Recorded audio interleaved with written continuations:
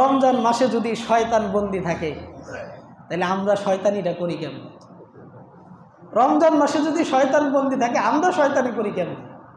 প্রশ্ন আসে কি আসে না? শয়তানি কি বন্ধ আছে? তো কমছে আর কি, কিন্তু বন্ধ তো নাই। তাইলে শয়তান বন্দি, এই যে দেখেন হাদিসের মধ্যে আল্লাহ রাসূল বলল যে বুখারী শরীফের 1898 নম্বর হাদিসে বলছে, ইদা জা রমাদান ফুতিহাত আবওয়াবুল জান্নাহ, যখন রমজান মাস এসে যায় জান্নাতের দরজাগুলো খুলে দেওয়া হয়। সুবহানাল্লাহ।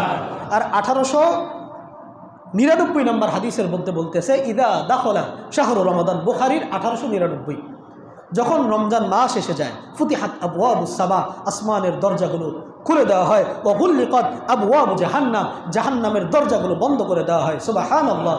ওয়াসুলসুলাতিশ শাইতান, এবং শয়তানগুলোকে আবদ্ধ করে ফেলা হয়। তাইলে এখন কথা হইল, শয়তান আবদ্ধ করলে আমি শয়তানি করি কেন? এটার উত্তর হলো সূরা ইউসুফের 53 নম্বর আয়াত, যদি আমি ভুল না করে থাকি আয়াত নাম্বারটা, আল্লাহ এখানে একটা কথা বলছে। শুধু এমন না যে শয়তানি আমাদেরকে শয়তানি করায়, আমাদের ভিতরে কিন্তু একটা প্রবৃত্তি আছে, নফস আছে, নফসে আম্মারা। কি নফসে আম্মারা? ইন্নান নাফসা লা আম্মারাতুম বিসু, এই তোমাদের ভিতরে যে একটা নফস আছে, নফসে আম্মারা, এইটা তোমাদেরকে লা আম্মারাতুম বিসু, খারাপ কাজের দিকে তোমাদেরকে ধাবিত করে, খারাপ কাজ করতে তোমাদেরকে কি করে? বাধ্য করে। তো শয়তান তো চলে গেছে, নফসে আম্মারা তো আছে, উনি ওনার কাম কি করতেছে? উনি ওনার কাম কি করতেছে? চালাইতেছে। অথবা এইটার উত্তর এটাও হইতে পারে যে আল্লাহ ওই বড় শয়তান যেগুলো, এগুলারে হয়তো কি করছে? আটকাইছে, চেলাপেলা রয়ে গেছে, ওরা কি পাইছে? রমজান মাসে সুযোগ পাইছে, এটা করতেছে। অথবা আপনি যৌক্তিকভাবে উত্তর নিতে পারেন, ফ্যানটা আপনি বন্ধ করে দেন না, বন্ধ করে দেওয়ার পরেও দেখবেন অনেকক্ষণ কি ঘুরবে।